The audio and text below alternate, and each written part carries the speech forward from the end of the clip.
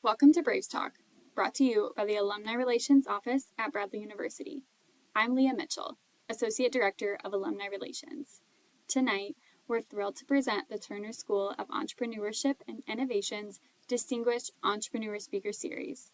Our guest is a renowned social entrepreneur, Shawn Seipler, founder and CEO of Clean the World Global. We hope you enjoyed tonight's event and the entire Braves Talk series. Thank you for joining us. And let's welcome Shawn Seipler as he shares his inspiring journey with us.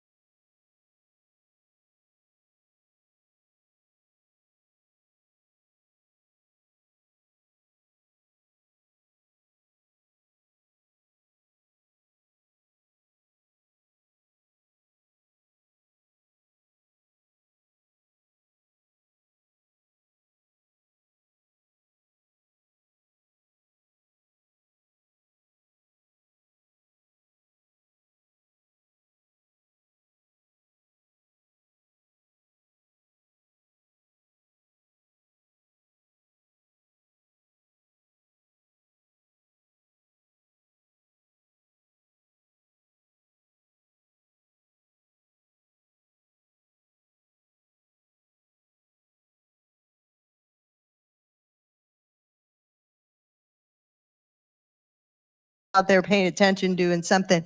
It's so lovely to see so many faces in the room, so very full. If I don't know you, my name is Dr. Mary Conway Datuon, and I am the academic and executive director of the Turner School of Entrepreneurship and Innovation.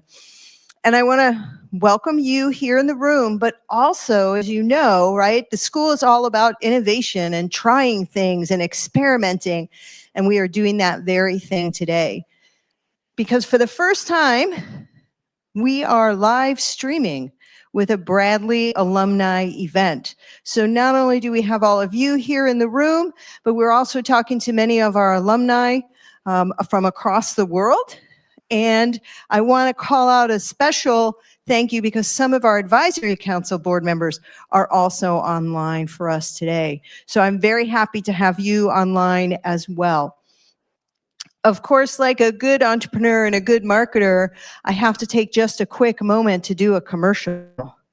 Because just before today, how many of you have heard of the Turner School of Entrepreneurship and Innovation? How many of you? Few of you? All right. Oh my gosh, the hands are getting better, right? I've been here a year and a half since I graduated from Bradley, just a few years ago. And each time we're here, I see more hands in the audience. So that's really exciting. You see there, our mission, right, is to help you as students connect with the community. And we have some of our key community partners here. So Chris Setti from the Economic Development Council. And who is that I see from our Small Business Development Center as well, and from Peoria Next, his new position there. So I want to say thank you also for coming, Chris. And our mantra, which is most important for our students, is the Turner School of Entrepreneurship and Innovation is a place where you can dream, design, and develop your ideas. So we want to create a very open environment. We do that by focusing on innovation, of course, as a school, to be innovative, to be inclusive, and to be interdisciplinary. So regardless of your major, there's a place for you at the Turner School of Entrepreneurship and Innovation. You can meet us in a curricular space, in a co-curricular space, or, wow, that moved. I didn't touch it. Did I touch it? Or a curricular, co-curricular, or our community connections space. So that's why I wanted to call out. Last that I wanted to make a call out for is none of this would be possible without the generous and philanthropic mindset that the Bob and Carolyn Turner have. So the Turner School is named after Bob and Carolyn Turner. Bob is an alum of Bradley as well, who has been very generous to us to enable these activities, including this 2024 Entrepreneur of the Year award. And so I'm super happy, now I did click that forward, to give a couple of words about Shawn. You're not here to hear me, so I promise I will keep them very short. But this moment is really special because Shawn and I have known each other for almost 20 years. And it's a beautiful example of thinking about your network. And you may never know where it's going to take you, but just keep those contacts going. So Shawn and I met really just as he was starting his company that he's going to tell you all about today. And way back 2010, oh my gosh, yeah, that's, sorry, a little bit longer. Yeah, that's a long time. And we have visited his initial company in Orlando, his second, manufacturing location, his second manufacturing location, his Hong Kong location. I think some of our students and faculty have visited your London location. So the relationship goes back deeply. We also have a case that we've written on Clean the World and on some of Shawn's employees and the importance of pivoting during difficult entrepreneurial times. During those years, I've also really witnessed not only the growth of the business, but perhaps equally important, if not more important, is Shawn's mindset of entrepreneurship and his willingness to pay forward. So some of the students have already had a moment to chat with him. And he really is the kind of person who believes in paying forward, in entrepreneurial education, in giving back. We've worked together with startup firms, giving those coaching and counseling sessions and that. So Shawn really is the appropriate person for our 2024 Distinguished Entrepreneur of the Year. I also want to point out that Shawn is our first social entrepreneur to receive this award. So we've been giving this award for 11 years. This is our 11th year, but it is our first award in social entrepreneurship. So that's very near and dear to my heart because I believe it celebrates more than just thinking about entrepreneurship as money, but thinking about entrepreneurship as a way to make change in the world. And you'll hear Shawn talk about some of the alignment with the UN SDGs that he works with. So I'm going to put the mic down for a second. I'm going to ask Shawn to come up, and I'm going to give him a little memento for this annual award that we have. And I'm going to ask you to please welcome him with your applause to the stage. Shawn?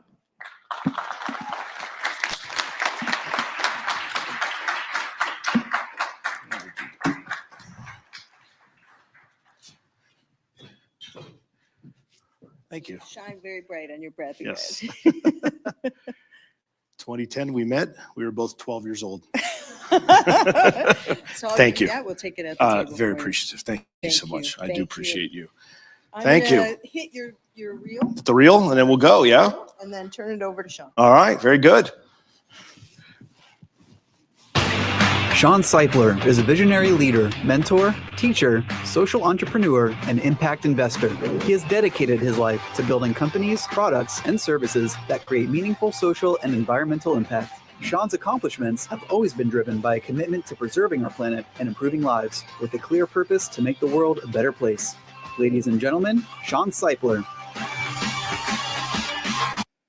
All right. Thank you. So I live in Central Florida. So I flew up from Florida. And, this is winter out here right now. So I do appreciate all the strength and might that you guys have to get through and carry on through the next many months of the weather that you'll go through. If you ever want 78 degrees and sunny and maybe to go on a boat, come on down and visit us, because that's what we're doing for the next few months.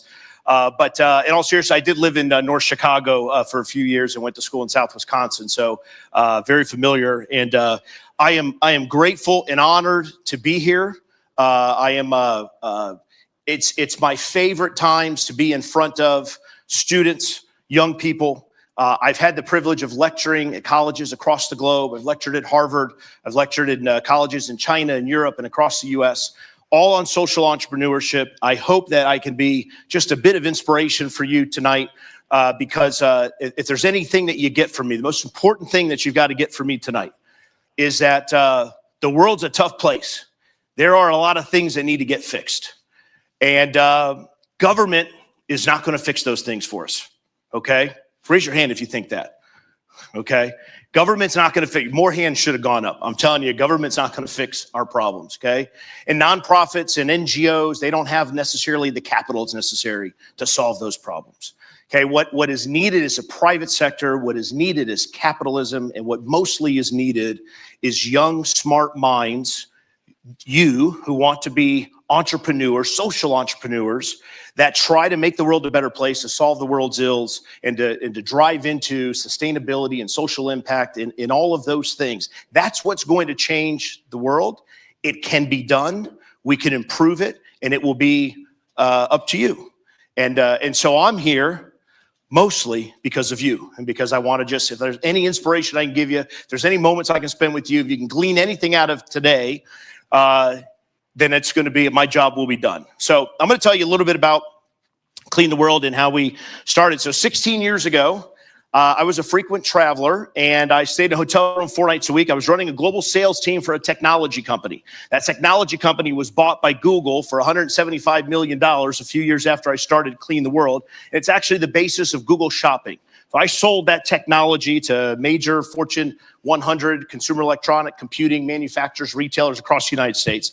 And my two biggest customers were Best Buy and Target. So as I was born in South Florida, I have thin Florida blood that I've already told you about. When I spend 40 nights a year in Minneapolis, which I had to do at that time, it was a struggle for me to stay alive. I had to stay in my hotel room. I had to bundle up with blankets, and typically I had to drink a cocktail or two to stay alive. That was how I made it through.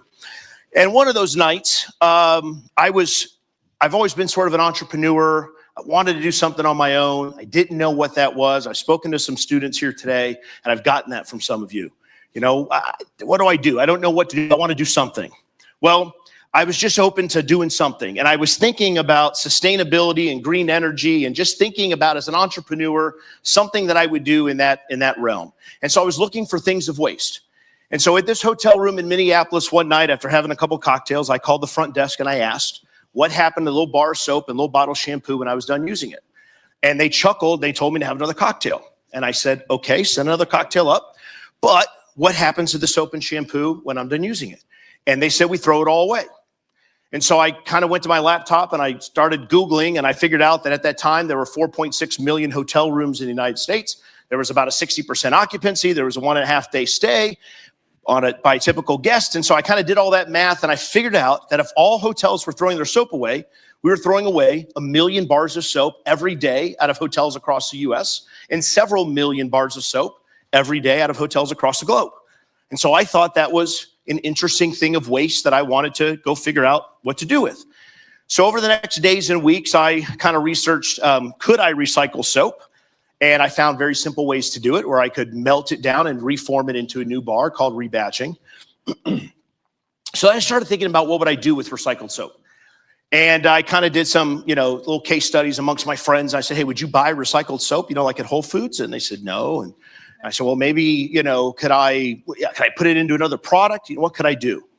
And so during that trek, I came across a study, and then a second study, and a third study.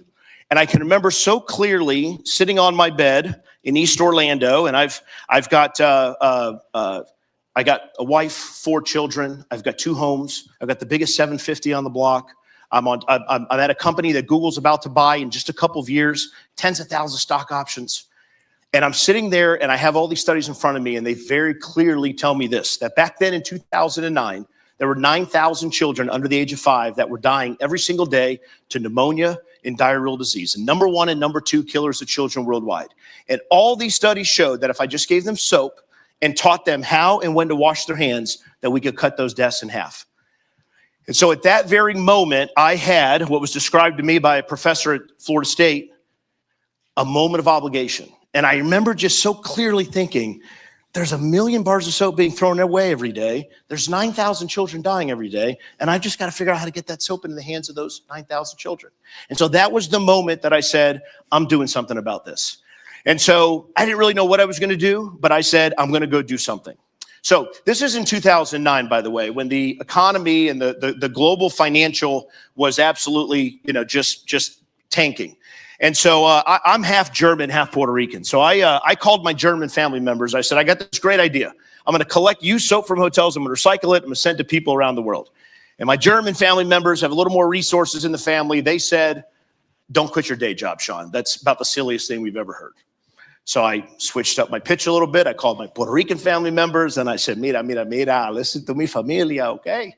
We're going to get the soap from hotels. We're going to recycle it. We're going to send it to children and families all around the world. And my Puerto Rican family members said, yes, let's do it. And so there we were in 2009, myself, my Puerto Rican family members in a single car garage in downtown Orlando. This is us. We're sitting on upside down pickle buckets with potato peelers. We're collecting soap from hotels across Central Florida. We're scraping the outside of those bars of soap with potato peelers. You can kind of see in the back of the image, there's a meat grinder. We would grind all the soap into a noodle. We had 4 Kenmore cookers. Got those cookers on sale at Sears for $59.99. They were regularly priced $79.99. So we saved $80 in that cooking station over there. And we would cook it for 2 hours into a paste. And after 2 hours, we cook all the impurities out. We made these big wood soap molds. We put wax paper down. We put the paste on. More wax paper, top it, clamp it. It would harden overnight. The next day, we'd cut out with wire cutters. We'd cut all the soap out. We put it on those racks to the right. The fan would blow it dry for another 24 hours. About every 30 minutes, the power would cut in the house. And the problem there is that my Puerto Rican workforce needed the salsa and the merengue playing. So if the music stopped, the work stopped. So I had to figure out how many cookers I had on with the meat grinder, with the music going, so that we could keep it going. And that's how we started. 15 years ago in a garage. By the way, true story. The first time that the police came by the garage, they wanted to see what all of us Puerto Ricans were cooking. And it happened to be actually when Breaking Bad was topping the charts. And so I literally gave a police officer a tour of our facility, and it smelled like soap and it looked like soap. And even though in Central Florida, Puerto Ricans cooking something in the garage could be something different, that wasn't us. We were actually cooking soap to save lives. And so 15 years later, this is what we've done. We have distributed today, we're out of a single car garage and we're into a 2-car garage. Just kidding. We have recycling centers in Las Vegas, Montreal, Punta Cana, Amsterdam, Hong Kong. We have offices in Singapore, London. We're all over the globe with this product. And what we've done as social entrepreneurs is we did not just stop with this global recycling company where we have 10,000 hotels that take their soap and their plastic, send it to us in our recycling centers where we recycle it. The soap we send to children, families, mothers around the world. The plastic we recycle into new products. But in addition to that, we created new impact products. We found new ways to get companies to buy from us products to make the world a better place. Now, to be clear, hotels buy this program from us. They pay somewhere between 80 cents to $1 per room per month. So a 300-room hotel pays about $300 a month. A 200-room hotel pays about $200 a month. A 1,000-room hotel pays about $1,000 a month. And we have that renewing annuity every month. They get unlimited shipping. So we ship all those boxes into our facilities. We recycle all the product. We send empty boxes back out to the properties. We have a nice little app where the properties can come on when their boxes are filled, and they can request to get a new box and get a shipping label to send their box in. The most important thing we do is we track all of the landfill diversion, all the carbon offset, all the number of bars of soap that we've distributed for those properties, all the impact data, the UN SDGs that they are impacting. And I'm gonna show you that in just a moment. And that's what we give back to them. And that's what they pay for, because they have an obligation to their guests. They have an obligation to their shareholders. They have an obligation to their employees and to their stakeholders to make the world a better place, to live in a more sustainable world, to provide impact. So they pay us to make that impact happen, and then we provide them all the data so they can tell everybody about it, and we give them all the social media content they need, and we give them all the images, and we give them all the storytelling so they can put it on a website, and they can put it in their citizenship reports, and they can tell the world about it. Simple. Then we've created other products. Matter of fact, you guys participated in, many of you here, in a hygiene kit build, and that product was actually one that you purchased, and that gave you the ability to make a assembly line happen, and you build hygiene kits. We'll talk more about that. And we've done our Fresh Start Wash and Wellness mobile hygiene units. We'll talk about that as well. The idea for us was to create new products that impacted the world that have two primary things, measurements. One, financial. It's got to make financial sense so that we can continue to hire the best and the brightest. The people that work for me around the world are the best and the brightest. They come from major firms. They have got master's degrees. They've got 20, 30 years of experience. They are all smarter than me. And that's intentional. So we create value to bring on the best and the brightest, and then we create impact. We make the world a better place. And we are driven by those two sets of metrics and of philosophies and principles whenever we make our products. And so we are a global hybrid. So we are both a B Corp for-profit entity, where these products are derived from, and we are also a global NGO, the WASH Foundation. So whereas I own the for-profit entities, and I am the CEO of that entity, I am the chair of the board for the nonprofit. And the global nonprofit, the WASH Foundation, engages in activities related to water, sanitation, hygiene. We do menstrual health in areas in Uganda and Dominican Republic. We do wash in schools and soap in schools. We give showers to the homeless across the U.S. We've created all these incredible programs that donors and sponsors can also get behind, but that also effectuate the impact that we drive from the products that we make on the for-profit side. Okay? So what has happened in 15 years? Remember, in a garage, before that, in a hotel room, having a cocktail, thinking about what happened to my soap. Here's what's happened 15 years later. We've distributed 87 million free bars of soap to children, families, mothers in 127 countries across the globe. We've given 8.7 billion hand washes. We've given 80,000 showers to the homeless across the United States. We've served almost 5 million refugees in that amount of time.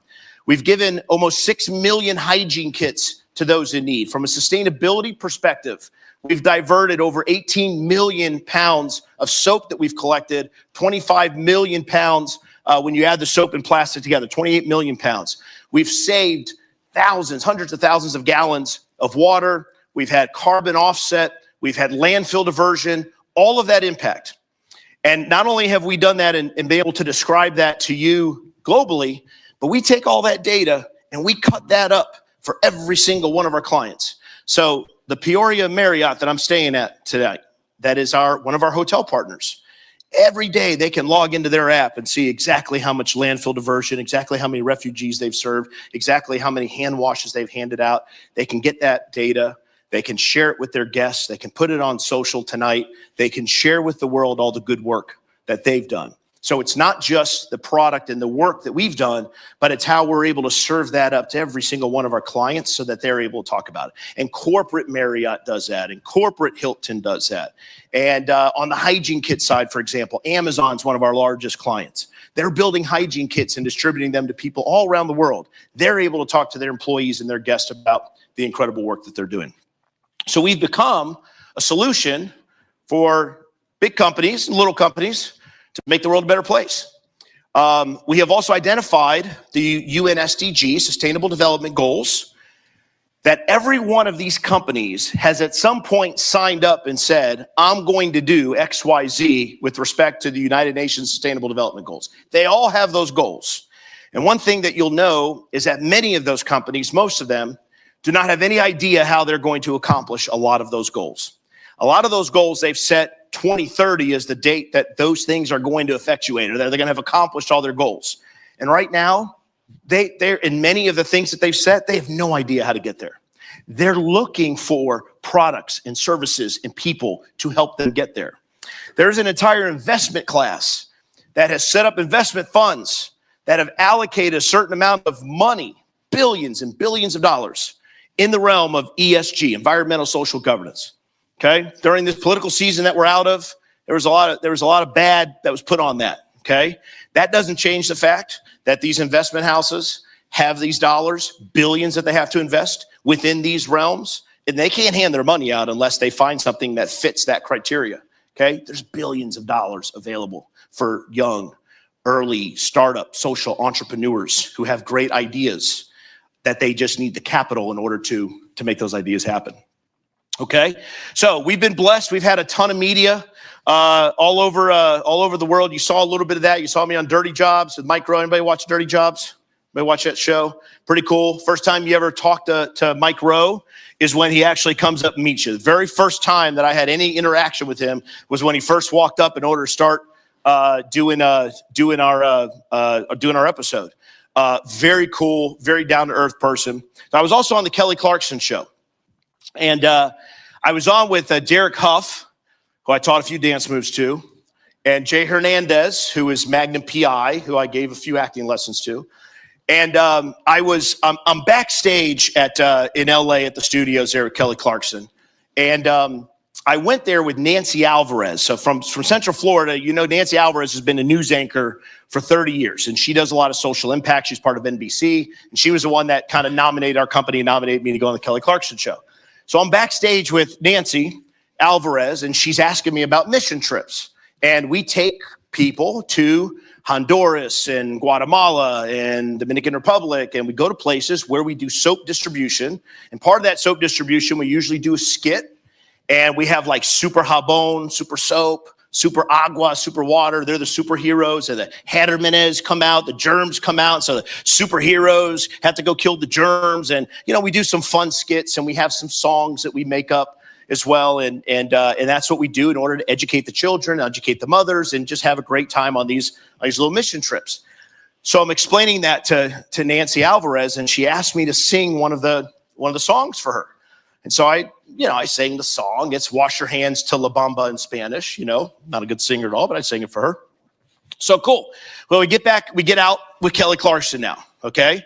And we're in the studio, and there's 12 cameras, and there's her band, and it's like we were coming out of COVID. So you had a studio audience, plus you had all these COVID screens of people back there. And I come out, and there's Derek Huff and Jay Hernandez. And although you're on this show and you're supposed to be natural, they actually give you a script. So you actually know what questions they're going to ask and what you're going to, generally what you're going to say, because they have it timed and all this stuff. So you have a script, right? So we meet Kelly, we start talking, the cameras are rolling. And Nancy says, "Hey, Kelly, I don't mean to go off script, but Shawn has a song he wants to sing for you." I'm like, what did she just say? Just cameras, audience, the band's over there, Kelly. "Shawn, let's sing your song." Para lavar los manos se necesita un poco de agua y jabón, So I do that, okay? That was good, all right? Give me all right. So you have no idea how much guts it takes to stand up here and not be able to sing and sing, okay? So I busted out. And Kelly goes, "You got great tone." And I go, "You're damn straight, I got great tone." "Absolutely, Kelly, I've been trying to tell people that all my life, that I got great tone." "Absolutely." So now I've just sang for Kelly Clarkson. The rest of the show, I don't even know what happened. All I know is I sang for Kelly Clarkson, and she said I got great tone.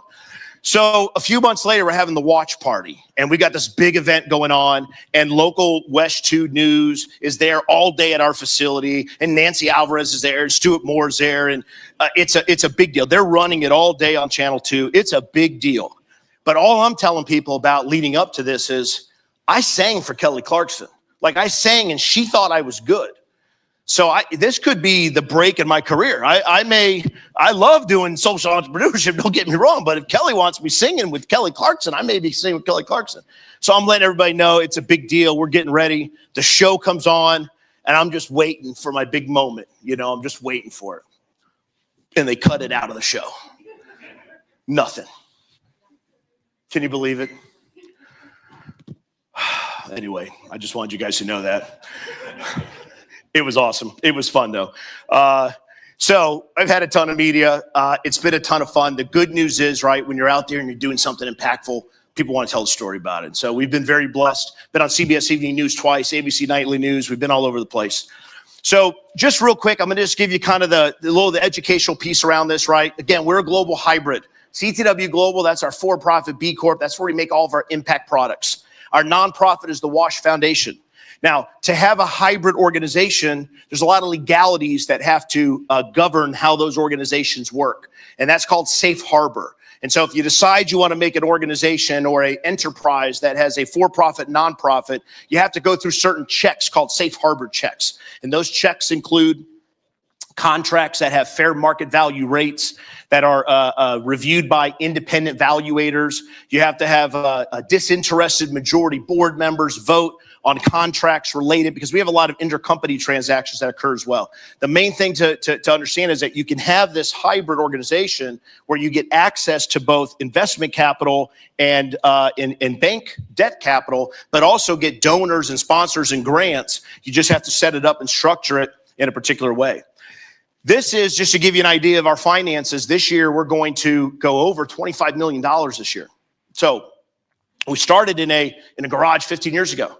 And we are globally, we're with all of our international regions going to go over 25 million. And we actually have things that are of value. Our Clean the World brand, our CTW Events brand, those are brands and products that we could actually sell, that we could put into other products, other services. It's been really interesting to see how our CTW Events, the orange line, has actually become a bigger product than our soap and plastic recycling product across the globe. And again, that's all been dialing in on impact products that make the world a better place. So very briefly, I'm just going to go over the products. I know we want to get to some questions, but this is our soap and plastic recycling. We have over 10,000 hotels that operate it across the globe. You can kind of see what we do from a recycling process.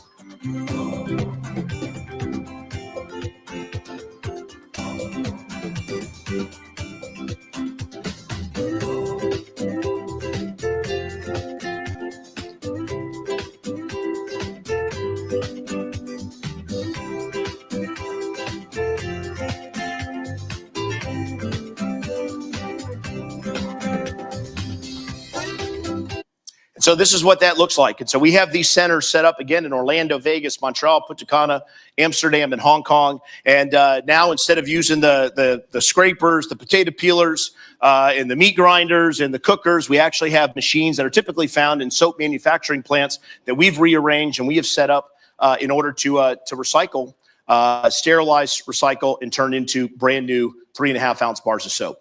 We're also, and we are very much turning into a plastic recycling company. You probably are staying in hotels now and seeing that they're going away from the single-use amenities and they're going to those large bottles. And we're recycling those large bottles and turning them into circular products. Those large bottles have plastic and metals and pumps and a lot of different things. So whereas 15 years ago, kind of our thing was soap saves lives. That's what we're about, recycling soap to save lives. We're now turning into a plastic recycler more and more. And impact is being seen in a little different way. There's actually less bar soap. For the first time this year, we have taken in a much larger majority of plastic than we have bar soap, and there is less and less bar soap coming out of hotels. And this is, any business, even in the social entrepreneurial realm, you've got to be prepared to pivot. You've got to be prepared for market adjustments that happen. And that's also why you've been seeing our event business, the hygiene kits, the backpacks, that business we'll talk about in just a moment, why that has really been taken off and why I think that's going to be much more of our future. Here's our plastic recycling process.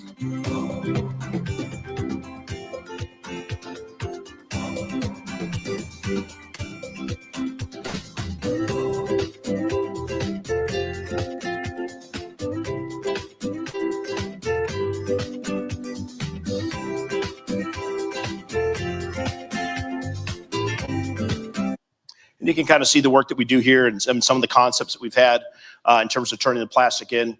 very challenging to deal with, and but also very unique in terms of what we do. Nobody else does that across the globe. Here are just some quick images of the facilities to work. We have a plastic recycling center in Kansas City as well. That's where we ship all of our plastic to.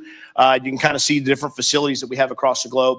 And again, I talked about this, and that is the portal, the app that our clients have to not just get their boxes and their bins shipped back and forth, but also to get all of their impact data. So this is where they're seeing all of their ESG data.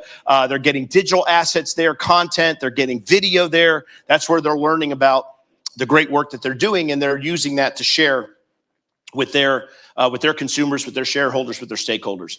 The impact events, we have sold to thousands of companies across the globe. We've had universities, all types of companies who are doing and engaging in volunteer activities to build hygiene kits, backpacks, and we're now getting into food pantry. Any type of experience that we can bring to table where people can get together, have fun, and love their neighbor.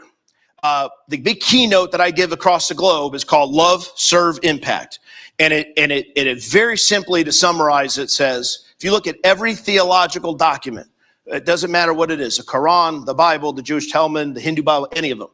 They all have, there's one verse in there that's the same on all of them.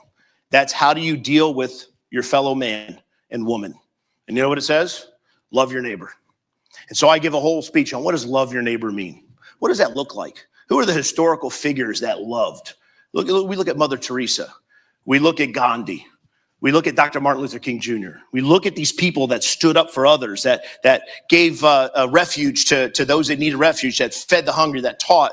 What does love in action look like? And then I actually look at the physiological, actually what happens in your brain when you love somebody, when you make a difference, when you help somebody. You know, you literally have a spot in your brain that starts to glow. It's called the glow.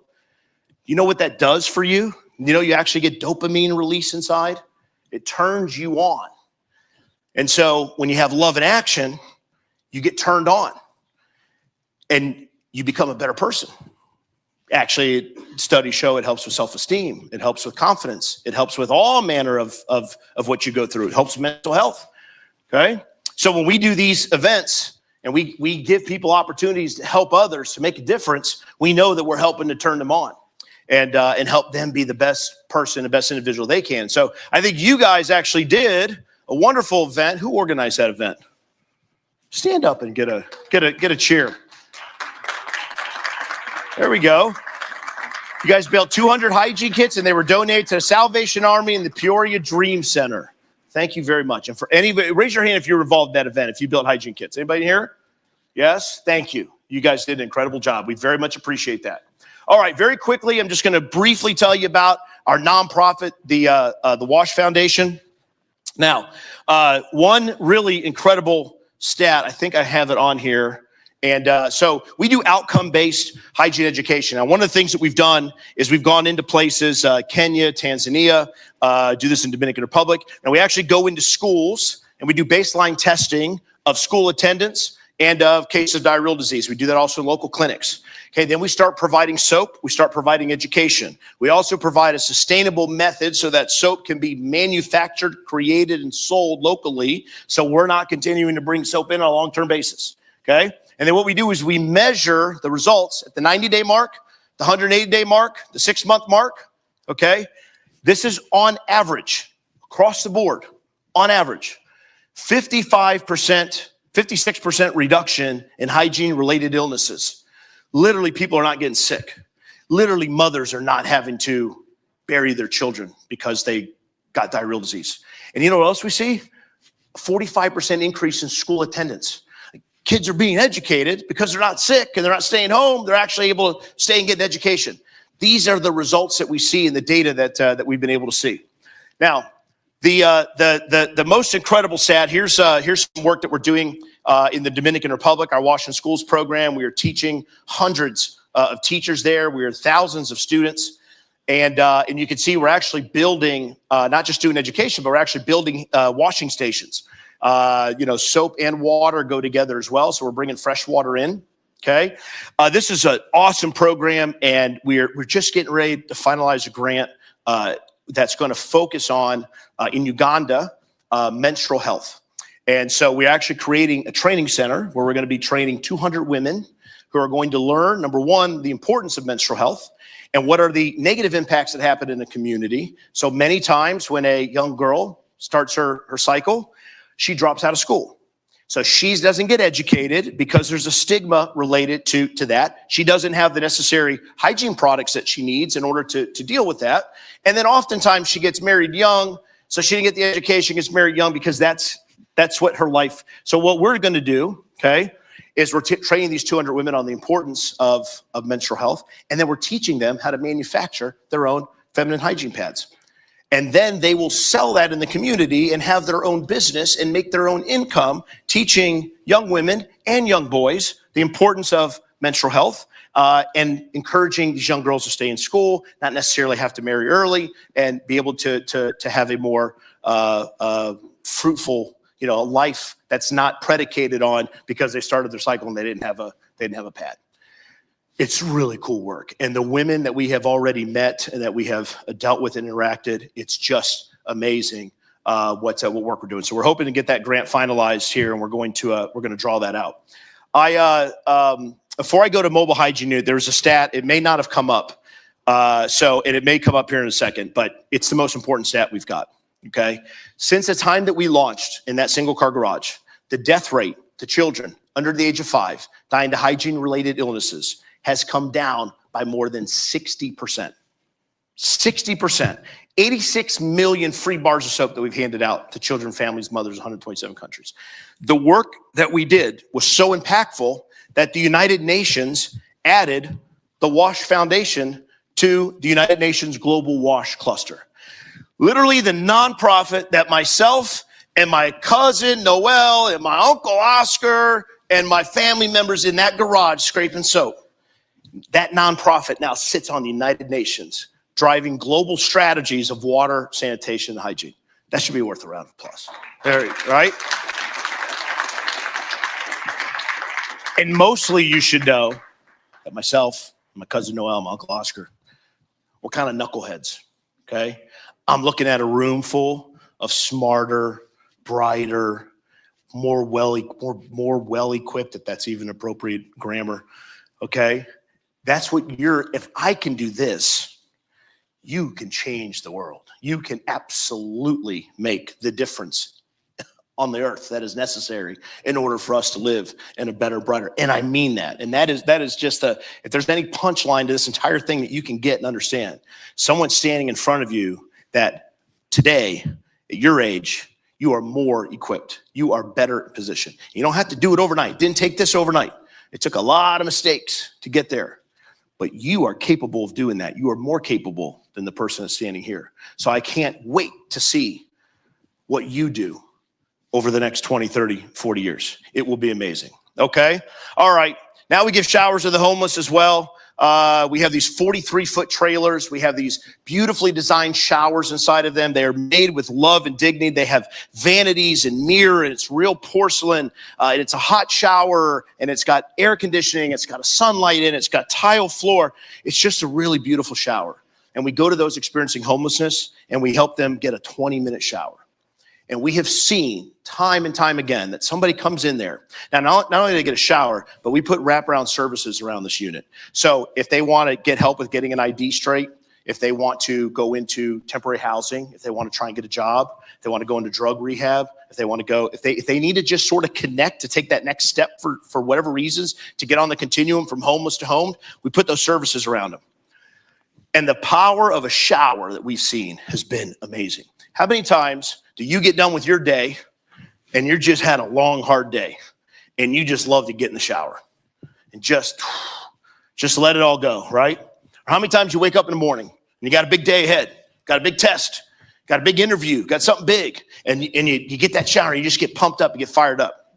There is an effect that happens, and we've seen it over and over and over again. So much so that homelessness is decreased in Las Vegas by 15%, and the commissioners there think it was us. And we have all the data to prove that it was us because we use their HMIS system, their government system, which shows people who start on the continuum from homeless to homed. And did you know that the large majority, like 90% of the people that actually got from homeless to homed, took at least one shower, and a majority of them took multiple showers with us? It was whatever happened the day they came out of the shower and said, I don't want to just do this once a week. I want to do this every day. I want to try and just get, you would be surprised how many people take showers that have law degrees, that have master's degrees, that were professionals, that just had something happen in life, just had maybe they went through a divorce, maybe they went through just something bad happened. And all of a sudden they got stuck in that rut and they just need that something, that one help, that boost, that one day. And we end up being that boost. And it's amazing. It's incredible. Again, a couple Puerto Ricans in the garage. That's what did it at. Here's some other data. All right, I'm getting to the end here. You can see all the other stuff we've given out, showers, hygiene kits, ADA services. We also do this after natural disasters. I think there was an image back there after Hurricane Ian last year. We beat the Red Cross to the Hertz Arena. We were there a day before them. And people their homes were all destroyed in Fort Myers. They were living in an arena, the Hertz rental car arena. They had been there a week without a shower, and we pulled up, and there was just streams of people coming out in wheelchairs because we have an ADA stall. And it was the first shower they took in a week. And others came, and they just think you've lost everything. Your home is gone. You're living in an arena, and you finally get a shower. And the amount of emotion, I get a little emotional thinking about it, the amount of people that were so grateful, that were crying, just lost everything just because of that shower. Just incredible. All right, that's us. That's Clean the World and CTW Events and Wash Foundation. Happy to take any questions that you may have. And I very much appreciate this award. This is very meaningful to me. This will sit on my bookshelf that has the awards that I've been given, and I credit it to all of those team members and all those people that every single day come in at Clean the World and show up at the events here and build hygiene kits that just want to make the world a better place. And it's about that collective that makes all that happen. So while my name's on that, this is about all those, all my team members, everyone that's been working with us that does such an incredible, amazing job every single day to make those happen. So thank you very much. Yes. Yeah. My question is, what products do you make after you recycle plastic? After we recycle? Plastic. Plastic. Yeah. Good questions. We're working on that. We're still in R&D for the circular product.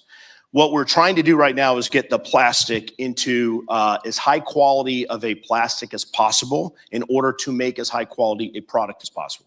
So in the US, we've been able to get it to a flake, which has been so-so, construction materials, perhaps, playground, stuff like that. But in Europe, we've been able to make it into a very high-grade plastic pellet. And that pellet, right now, we're in talks with a bottle manufacturer who actually puts all the shampoo and the body wash and all that in that plastic bottle that goes to the hotel. So we're working on, can we take the plastic, put it back into those bottles, remake those bottles that we put the shampoo and the body wash and all that and sell back to the hotel. For us, there's more value in creating a product that we can sell back to the hotel.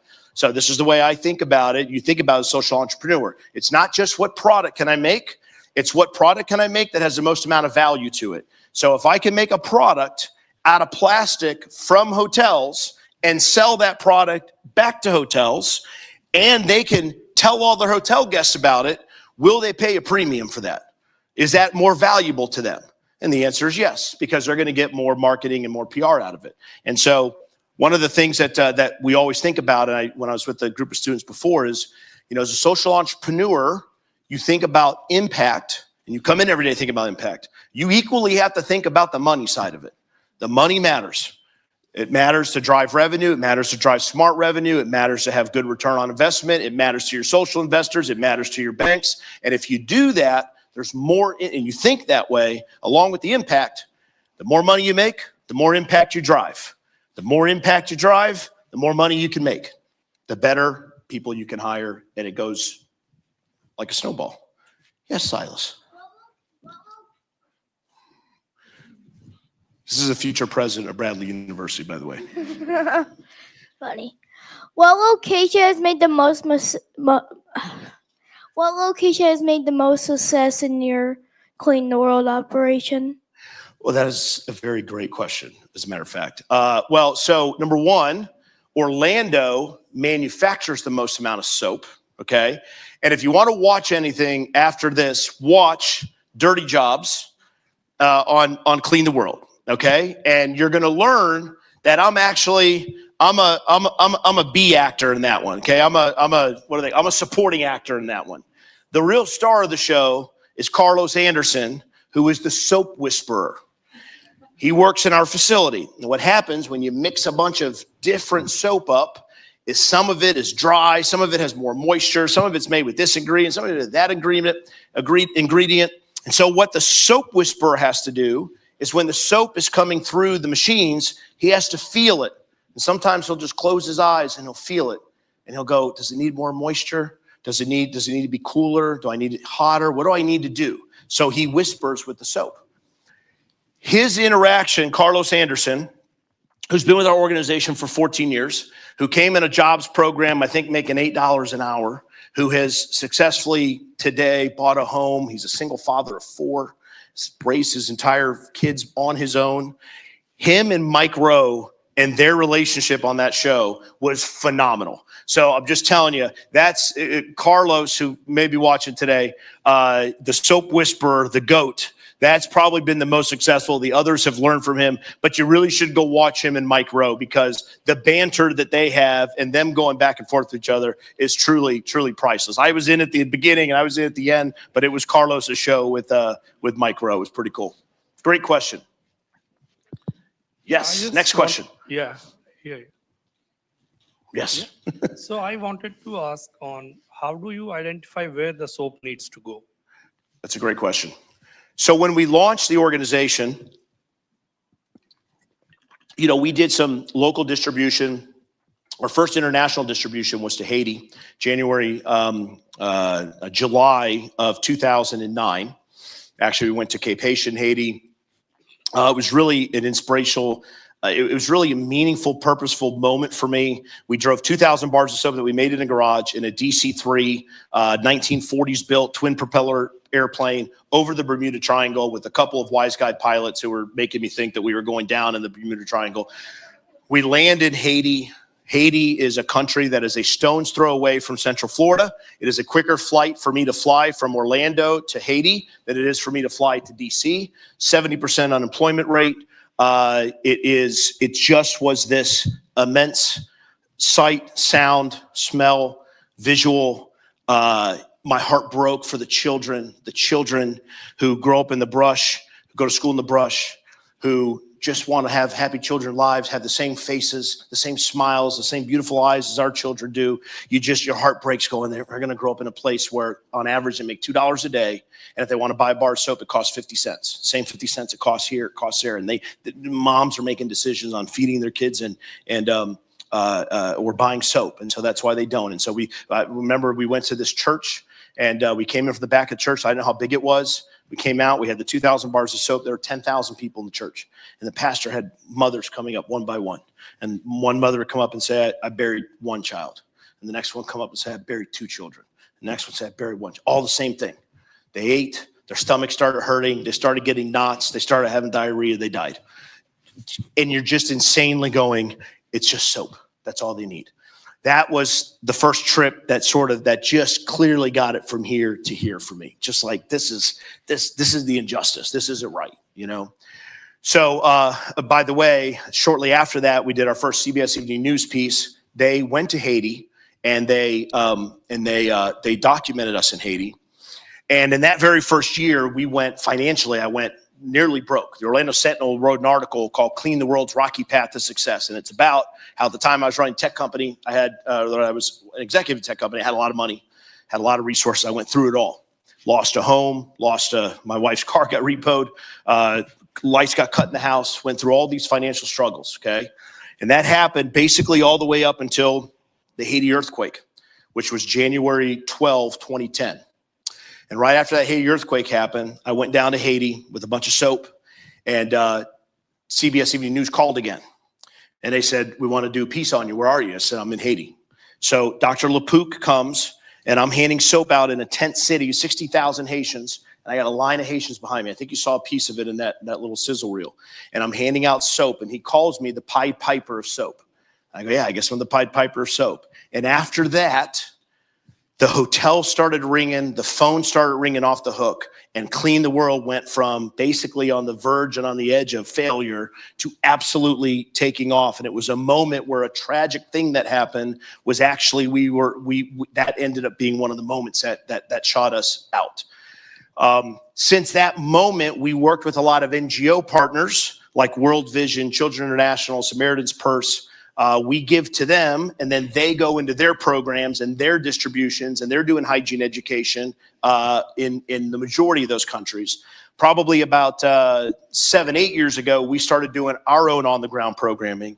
And so that consists today of the work that you saw us doing in Uganda, in Kenya, in Tanzania, and then in the Dominican Republic. And so we do some work with water conservation on the ground with our employees in the Philippines and in Macau. But so it's a combination of collaboration with other global NGOs that desperately want soap and need soap to put into their programs. And then us going in and also validating and proving our cases and doing our wash in schools, our soap in schools and clinics, and doing the menstrual health and all that. So yeah, it's a combination. Good question. Yes. Hi, so I know you said you started out of a garage. I want to know how you navigated like marketing yourself to those first couple like hotels to actually have them send you their stuff. Well, that's a great question. And so interestingly, I have a sales and marketing background. So it was easier for me to go articulate and sell to somebody, right? So I remember coming back from a business trip very early on in 2009. I was still at the tech company. And at the time, the sales executives that worked for me that all probably made about $250,000 a year, I would make them on road trips run into hotel rooms that housekeepers were cleaning and grab dirty and used soap. So just imagine they're in their suit. We're about to go, sell a multi-million-dollar deal, and I'm making them run in and grab some dirty, hairy soap that they would bring out that I would go cook in my kitchen. They weren't big fans of me, so I'd help them close deals, and they'd make commission money. They'd be okay with it. But so I remember coming home from a business trip once and just going to a hotel there at Orlando International Airport at the it was Peter Favier was the general manager. It was the Holiday Inn right on the corner of Samaron, right outside the Orlando airport. And I said, I want to take your used soap and plastic. I'm going to recycle it and send people around the world. What do you think? And he said, yes. Now, at the time, I didn't have a business model. I thought we were going to be a nonprofit and we were going to get a bunch of donations. So I didn't charge them anything. So imagine somebody walking up and saying, I'm going to take your plastic and repurpose it or recycle it. I'm going to take your soap and recycle it, and I'm not going to charge you anything. What would you say? Yeah, of course, right? So we did that. And I thought we were going to get a bunch of grants and donors, and that was our business model, okay? I'm telling you, you're a lot smarter and brighter than I am, okay? And my entire premise, my everything was built on that the Gates Foundation at that time was tackling diarrheal disease. And the CEO of the company that I was at, the tech company, name is Rob White. He was the original general manager of Windows NT 3.0. So he actually was reviewed by Bill Gates. So we were a Microsoft type company. So I had Microsoft in my blood. And I just knew that Bill and Melinda Gates. So we filled out an 18-page grant application. Okay. I spent $10,000 with lawyers to make sure this grant application was perfect. It took us 6 weeks. We made sure that every single T was crossed and I was dotted, and it was a perfect, beautiful grant application. And we would sit there in the garage scraping soap going, Bill Gates is going to come walking up this garage. He's going to come right up this driveway and give us a check for $1 billion. You know how great that's going to, like that. We believed it. That was our business model. So we got done with the grant application. We submitted the grant application, and within 8 hours, I got a rejection notice. And it said, please do not reapply for 3 years. Yep. And that was one of several moments that I was on the floor in the fetal position crying, going, what have I done? At this point, I was out of the tech company. I was losing everything. I thought this was my plan. And the greatest hope that I had was just, it must have been we erred in some sort of field. I mean, there's no way they read this 18-page grant application. So I cried, and then I got up, And I said, this is stupid. Because I go to Office Max and Staples, and if I want to buy printer paper that's made out of recycled material, I have to pay more money for it. And if I want to go buy something at the store that's made out of recycled, if I want to go to Whole Foods and buy something, I pay more of a premium. Why wouldn't hotels pay for this?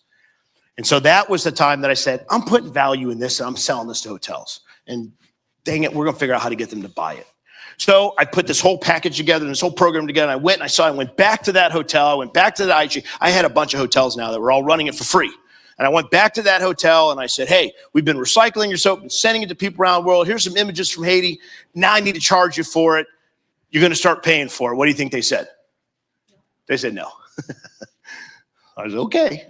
So then I had to go to other hotels. And what ended up happening, and I'm telling you, if you're doing something entrepreneurially that has impact, or you're trying to make the world a better place, I promise you that something is going to break your way at some point. If your heart is pure, and if your intentions are pure, and you're really trying to help others, you can call it a deity, you can call it the stars, you can call it karma, call it whatever you want, okay? And at the time that we're going to hotels, I'm going to the Peabody Hotel. Anybody ever heard of the Peabody Hotel? Okay. So the Peabody Hotel has duck soap. The Peabody Hotel has duck soap because at every Peabody Hotel, there is a family of ducks that lives there. And these ducks don't just live at the Peabody. They live in a penthouse suite at the Peabody. And 2 times a day, the ducks come out of their penthouse suite and they take an elevator down with security and a grand duck master guy. And he walks them down this red carpet to the fountain, and it's a big to-do, and everybody watches, and they go in there and they start bathing and they do cute little duck things in a fountain. And so I am desperately trying to get my company to make it. I am dying. I have lost a home. My wife's car has been repossessed. I cannot pay my bills. My German father is giving me money going, I told you not to do this. This is the life I'm in, and I'm coming to the Peabody, and twice a day, I'm seeing these little ducks come walking out of their penthouse suite and go walking into this, and then they're all wiggling and looking all cute, and I'm like, oh man, these ducks, man, these ducks. So while I'm trying to sell to the Peabody, CBS Evening News calls the first time and says, we just saw a piece that was done on you from a local Fox.